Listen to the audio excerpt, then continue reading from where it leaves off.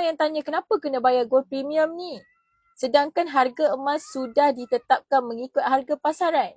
Sebenarnya tuan-puan, cas ini diwujudkan atas beberapa faktor yang penting menjadikan emas public gold ni lebih bernilai dan juga selamat untuk dimiliki. Bila kita keluarkan emas-emas ni, ianya melibatkan kos pengurusan dan juga pembuatan emas. Dulu saya pun tak faham tuan-puan.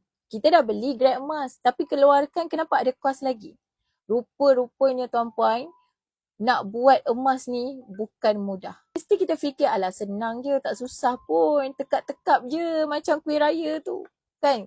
Duk tekap macam tu siap. Tak tuan-puan.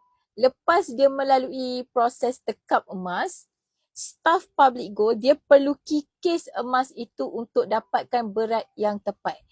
Jadi proses untuk dapatkan berat emas yang tepat, dia memang mengambil masa dan ianya proses yang renyah.